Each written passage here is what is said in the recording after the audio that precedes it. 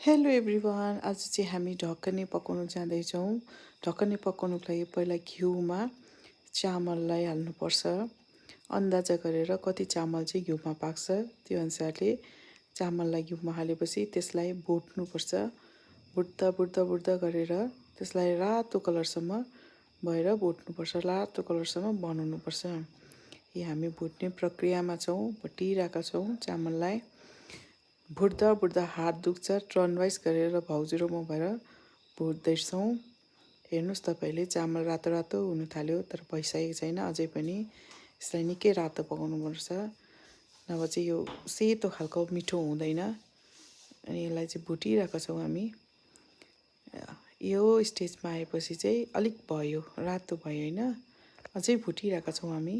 अब यो भुट्दा गरेर यसमा दुध हाल्नुपर्छ। दुध हाल्दा चाहिँ एकदमै जोगिएर हाल्नुपर्छ, किनभने तातो हुन्छ नि त घिउमा भुटेको। अनि दुध हालेपछि चाहिँ फेरि यसलाई त्यसमा चिनी, त्यहाँदेखि त्यसलाई मसलामा हामीले केही हालेनौँ। हामीले मसलामा चाहिँ उयो मात्रै हाल्यौँ, कार्डमम र चिनी मात्रै हालेर चाहिँ बनायौँ। अब यसरी पाक्छ मजाले, अनि लास्टमा चाहिँ यस्तो हुन्छ। थ्याङ्क